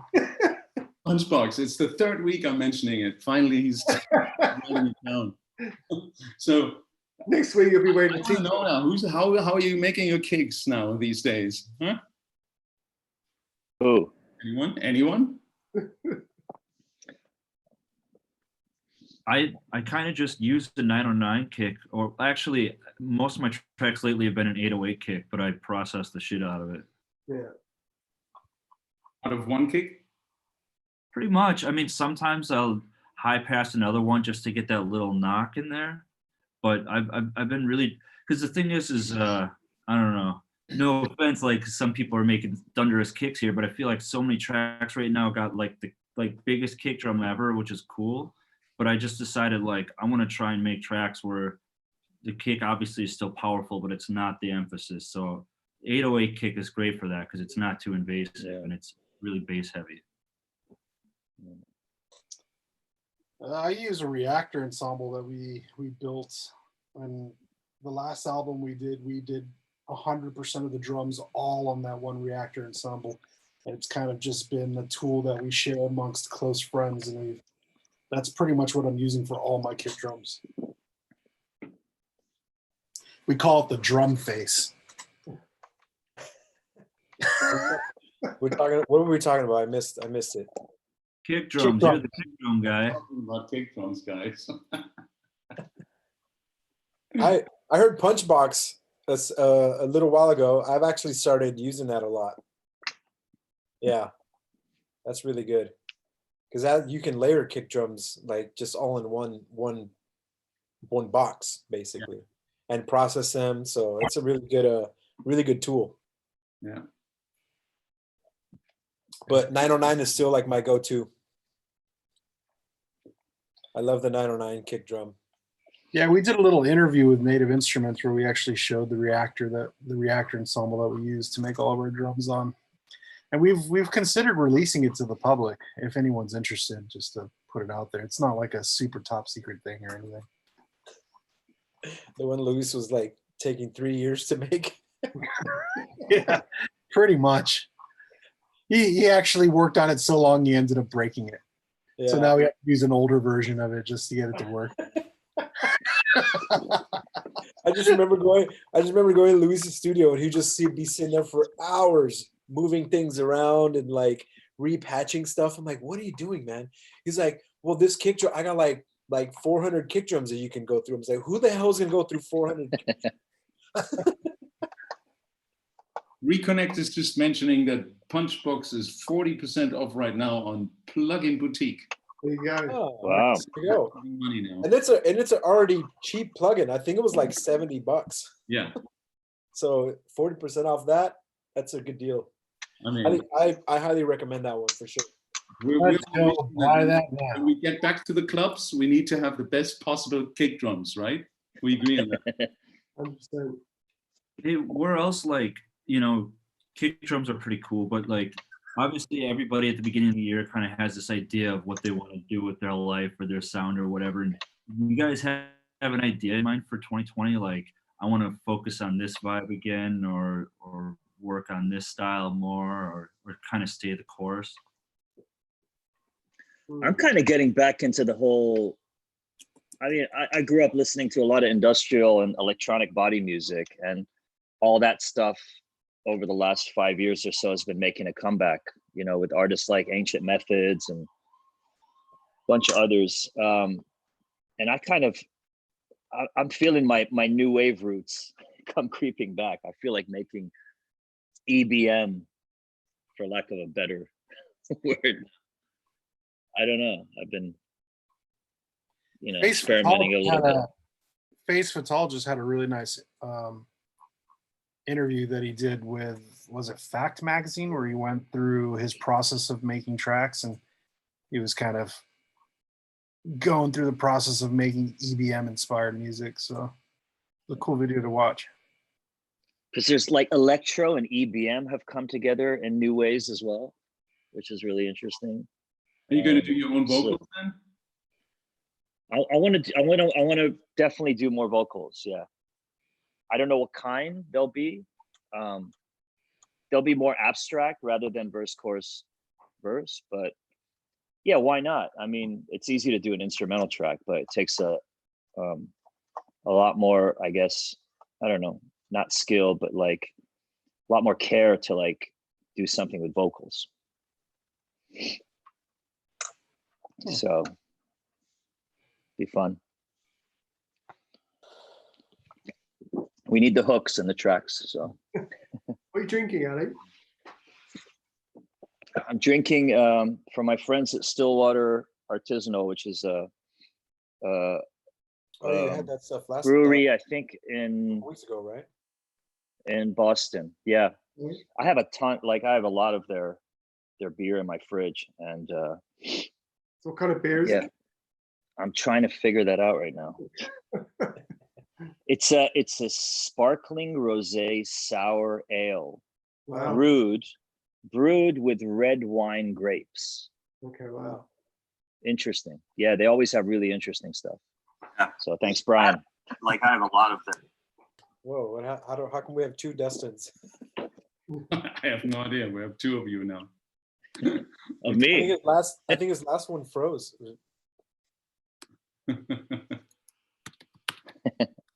Yeah, my last one was frozen, for sure. How about now? No, it just said we can't see you. Oh yeah, hang on. How about now? Nope. How about? No, I'm not. It won't let me start the video. Wait, I'll get you back. Close it and You look restart. like a ventriloquist because you're just we on the stream he's frozen. yeah. You're frozen, but we could hear your voice. So it sounded I'm like you're throwing Max your voice. Headroom. Yeah. I guess nobody that's like, I don't know, most people Well, won't get Max that. Headroom early is like I was even really young when Max Headroom came out. Yeah, I guess we just dated ourselves. We're talking about Minimal, Max Headroom. Yeah, we're showing our age. Well, here's a question. What's after DJing? Is there a retirement plan, a second career, something that you guys are interested in getting into other than just playing records and making music all the time? That's too deep. That could take up like a whole 2 hours. I'm genuinely curious about it, though. Are we supposed to be winding down, Chris? Yes, I'm sure we're a little off today. We started a little later, and yeah, that's a big question. But isn't that what we're finding out right now? It's like, before this whole thing started, I kind of thought like, great, that's at least going to go like this for another 10 years. It's fun, it's traveling, I love this. Yeah, at least another 10 years you'll do this, and it's going to be fun. And then what are you going to do then? But I have no clue. So now we're suddenly here, and you're already thinking, what am I going to do now? Actually, it's like, yeah, there's no gigs. Like there's so much room of new things to do, maybe. So I have no idea. I don't know how to do anything else. No, this. I'll just say it for the whole group. I mean, I've been doing it for half my life. Your parents told you to get ready for, huh? Yeah. There was no backup plan. There is No, no plan music- B. And that's how you become successful, kids. No That's plan good. B. I agree with that. Plan Isn't A it- only. Like then Dustin I think said that in there's the a- beginning, like it feels like you're 18 again, or Yeah. sitting. Yeah. And in a way, you're sitting here and you just like you listen to records, you know. And when is that the last time you've done that? When you were a teenager, really, you know, or you were waiting for like that you get your first gig to play somewhere, and you're just sitting at home all the time listening to music, and it kind of feels the same way. But it feels good. the- I really. It's the exact same. Yeah, it's the exact same feeling. It's funny. I was, in cleaning up and reorganizing things around the house and my studio, I came across my old flying record boxes. And I was, pulled them down from the shelf, and I was secretly hoping that there were records in them. And then, obviously there wasn't anything in there. It was empty. But imagine if I'd kept the same records that I was playing at the time that I retired those record boxes. That'd be cool. And then I opened the boxes, and there they are. And it would have been like a time capsule kind of Yeah, situation. That would have been so cool. that would have been super cool. Do Yeah. you have any shame. bags? Does anybody else have any bags like that? I don't. I know I don't. I have my very first Final Scratch setup still. Final Scratch. I never used that. I have I have that little Sony computer that I had with this little round the little dish, yeah. that little thing, and This- when I switched that computer, I have this bag somewhere. I put the computer and the sound card and everything. I could unpack it, hook it up, and it will work. The records are in there, everything, and it has basically the hard disk is full of the music that I had at that time. I mean, I still have that music because I always continue to carry on my music. So the library just gets bigger. But this is probably from 2003 or something, that computer. Just the Chris, word did you Final go Scratch gives me from- the Huh? chill. What? Chris, did you go from vinyl into Final Scratch, or were you playing CDs and then you jumped to? I still don't know how CDJ works, to be honest. Oh, so you never did the whole CD thing. I never did the CD thing. I went from vinyl to Final Scratch and then to Wow. Tractor. But I really, I mean, now I hated the whole CD era. Oh my God. I don't know. I sometimes have to ask where the eject button on that CDJ is. So I don't really know. I I used used to to make- Chris actually. I went straight from vinyl into Final Scratch, but Oh, you the did? word Final Scratch gives me the fucking creeps because in 2002 when it first came out, Chris, I don't Yeah. remember, but I was one of the early adopters of it, and I got a job working at Native Instruments, and I was the only tech support agent for North America doing tech support for Tractor Final Scratch. And we used to have more calls than we could even handle, and our phone lines and our queues would be backed up. I'd have phone calls. I'd have to call people back for weeks. And that whole entire era was probably one of the hardest jobs I think I've ever done. Anytime someone says Final Scratch, I'm just like, ugh. I remember borrowing your Final Scratch at one point to try it at home when I was like, man, fuck this vinyl thing. I want to move over to something new. And it was like such a pain in the ass. It was a difficult thing. But it Did was you guys submit- ever use Serato? Did anybody use Serato? No. I went straight from vinyl to Tractor. That's what I never did the CD thing. Wow. But I'm back on CDJs now, but I never played on CDs at all. Like never. Oh, I had to carry CD books around. I used to be so nerdy. I would make like labels. I would print labels to put on my. Such a waste. Spent so much money on like Yeah. labels and CDRs. I Still recently have all played my it. old CDs. I played in what was it? I played at Berghain in February, and I played before DJ Rush, and DJ Rush still had his CD book, and he was playing still playing CDs. That was like it felt so weird to see that. It's like that's considered old school now. I think Even Derek like- May still does it, no? Who?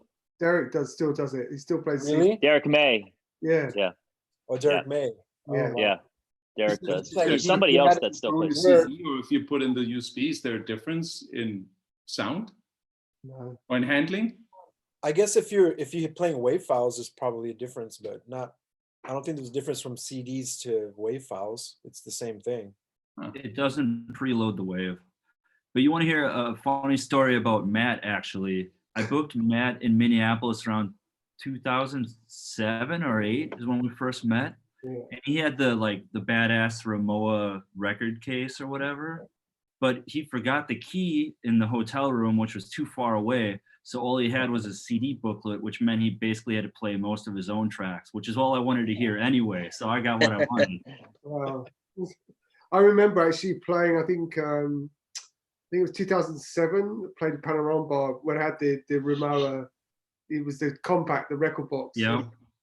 I left there with no seat. Went straight to Montreal to play at Mutech, and my records didn't arrive. And I think I didn't have.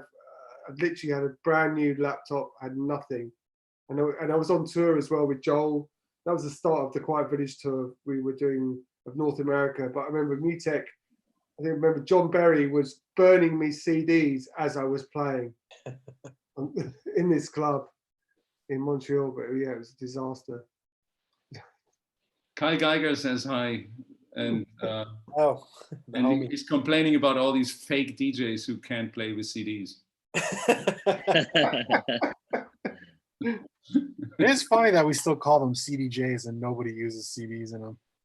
Yeah. But the next ones that come out, the 3000s, they won't have the CD player in them. They're like the X1000s. So I don't know. Oh, But Mo, do the CDJs still have a CD slot?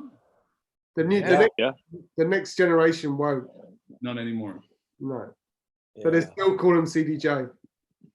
Damn it! Oh, What am I gonna do they're now? still going to be called CDJs. Why don't they call them HDJs? Why don't you call Roland and give them your suggestion? They're not Roland. That's Oh, not Roland, sorry, Pioneer. Hey, You know Chris, what? did you manufacture CDs of your album? Like, was it released on CD? Yeah, it was because I got one of them. Whose album? What? Your Yours. album was Mine. it? Was Yeah, yeah, it was released on CD. Right? I have that somewhere. Was it on It's vinyl still too? big in Japan, apparently. Yeah, I saw that somewhere. Yeah. I The think Japan is Japanese are- probably they're still the country that buys the most CDs out of the whole world. Yeah. I don't. I kind of Did you want to also- go back and buy some old CDs just because if you want to buy all the stuff on On Discogs. iTunes, you're going to spend more anyway. You can get them on Discogs, dude, for like $5. Exactly. Who knows how good condition it is, but Store just left in a comment. I got so many CDs. Sid, is that Yoakum? That'd be awesome if it would. Is it really him? Damn. Cheers I from know. Rotterdam. What's up with Yoakum, man? Damn, that dude's like, he has like no social media presence. More respect to him for it. Yeah. I would kill for a classic Speedy J record right now. Dude. We should try to get. Do you think he'd be down to be on the show? That should be Chris's guest. Yeah, totally, man. Dude, that would be awesome. I would have to just tune out and just join the chat room and watch Yeah. like everybody else. Chris is quiet. Maybe he's already got it in plan. I was we gave it away, right, Chris? I was just thinking where this Speedy J record is, which I just had early on in my hand. It was here somewhere. Joachim's album, A Shocking Hobby, was like probably one of the most influential albums on me in music, period. I was just thinking the same thing. Dude, that album just blew my fucking mind. Based on track either number 5 or 8, I forget the name. It's fucking insane though. Even I had this like 1984 Pontiac Parisian for my first car, and even on that fucking boat, like it just screamed. It was wild. Mo, weren't you supposed to do a store thing? Yeah, well, I was supposed to be playing in Rotterdam. That was Was that during all the first shit? gig- That was my first gig that got canceled. Oh, And I was supposed to play at Perron in Rotterdam, and originally the plan was to go to visit Joachim at the store laboratory and hang out there for a bit, but everything got pushed back. okay. I wasn't sure if that was before everything happened or during. No, I was right during the middle of it all. Oh, damn. Well, I'm sure it's going to be last gig I waiting played for before you. shit hit the fan was this Crossed Festival thing in San Diego. Did you? Oh, you played there. That's right. You played like who did you play before? I closed. I played right after Kevin Saunderson, and Ah, it was really interesting. Were you playing on the Sunday or the Saturday then? Oh, It was Saturday night. okay, because I played Saturday afternoon. Yeah. Oh, did you? Yeah. I don't know. It was really an interesting venue. It was at an old newscaster stage. So like, where they switch the angles to do the weather or the news or whatever. They had the DJ booth set up there, and the crowd would be like where all the cameras usually are in the newscast studio. It's an interesting venue. wait, was it at the actual festival or was it an after party? No, I played an after party. I didn't actually play at the festival. Okay. Okay. That was probably to get back into the sad mood here. That was probably the last big festival we had in America.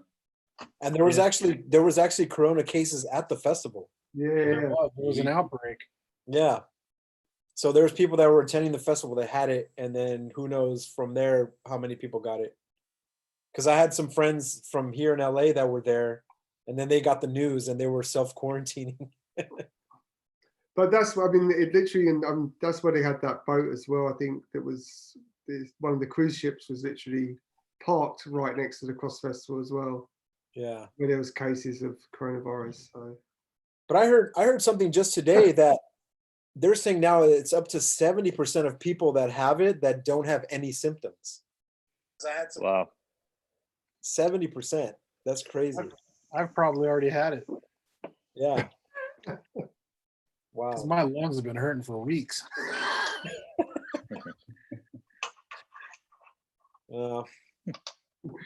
Guys, it's been a lot of fun with you guys again.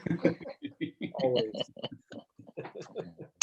What is it? Day number 35? What's going on? Next week I don't we even have day count. number 42. are you tagging the wall, Chris?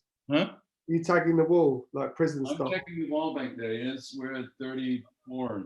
34. Oh shit. Oh wow. Can I show you? You got all his camera. He's gonna switch his camera angles. All set up. I should be able to show you. Hold on. Well, I mean, how many days was Germany Oh, cool. after the States before the lockdown or before? I think Wow, you got three. You have Before. three cameras, Chris. Yeah, I think we The dark room camera. I think we were 2 weeks ahead of you guys. Were we? Ahead. Yeah. Because California locked down on the 13th of March. No. Well, California did. I think we were ahead of the curve. We're supposed to flatten it. Heyo. Because that was when the 13th is when Mo had to fly back from Berlin to get the hell out of there. Yeah. It was about 4 days after Cross Festival, because after Cross Festival, I went straight to the airport and flew to Berlin, and I landed there. And then I was only there for a handful of days before I was like, oh, fuck, we got to go home. I'm going back into the mess. I should stay here, but I'm going back into the fire. Yeah. So you played Crossed, huh? Yeah, I played an Yeah. after party. What's the club that they always use? Spin. Spin. Club. Spin is that's like the main club in San Diego. Yeah. I've played there before, but that's not the venue I played this time. I was just saying earlier, we played at some newscasting studio. I was going to come to I Crossed played on at the Sunday. Yeah, I played at the same place. This for the same guys like 6 months before. Okay. bit of strange venue. Yeah, really interesting. I mean, Yeah. weird vibe. But the festival was amazing. The festival was really good. It was really cool. For San Diego, which is such a weird, sleepy town, it was It's actually not a. You wouldn't think of an electronic festival in San Diego at all. no, especially right on the the harbor front. I mean, it was pretty impressive. It's pretty cool. I don't know. I've heard mixed reviews about the festival, so Okay. Everybody's got their opinion, yeah. but it's cool to see San Diego doing shit. That's for sure. Yeah, that's the big surprise for me. We should we all be talking in past tense? Was Sorry, I got The old days. this negative note back into our conversation. Chris just came and pissed on our rainbow. Chris, how many cameras do you have set up? 4? 5 actually by now. 5. Yeah. I saw like 3 of them just now. Well, here we go. Here's one you're looking at. Another one is back there. You're using OBS, right? No. Oh. But Nice. this is where I put my message board, if I have a message board. And then I have this thing. Yeah. And there's 3 different cameras connected, which are blended. Oh, wow. Isn't it cool? Pretty nice. Very impressive. That's great. You never have to come out of there ever again. I'm not planning on, to be honest. You should do like the Truman Show where you just broadcast your Yeah. whole life. Yeah. Just never turn it off. That's a good idea. Now we found it. And I put a big donate button next to it, and you just can watch me 24 hours a day. And I don't give a shit. How come no one has done that in real life yet? A I'm real life sorry. Truman Show. Just someone just broadcast their whole life.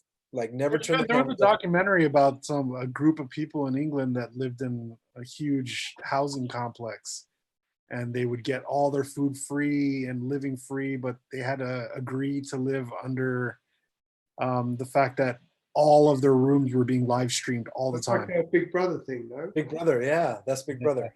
Yeah. You know what we should do is once we come out of this and there's a vaccine, we should all go to Chris's, space there and do a broadcast from there, just a Yeah, party. Oh, that'd be awesome. We throw the fog machine on, and we just have a dance here, and everybody plays back Yeah. to back with each other. Just hot box the room. Always. Everybody gets stoned. I think what happens at the end, we will reveal that we're just pretending to be on Zoom. We're actually in one apartment. we're next door. We just put boxes around us. You just pass me the beer. No, this way. Well, All right. 2:00. Hey, Yeah. Dustin, thanks for coming on our show. Yeah, thanks for Yeah, having me man. on, guys. Good to talk to all of you. Good to see you.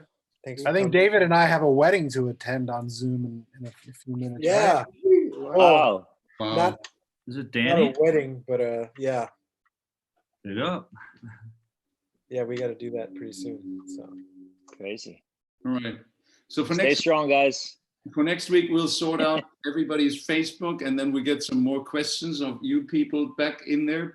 We had a little bit of a technical thing today. But thanks for tuning in. And Matt, David, Mo, Dustin, Ali, love you guys. Have a good night. good chat. Ciao. Good night, everybody. Bye bye. Ciao, Yeah, ciao. weekend. Peace. Peace.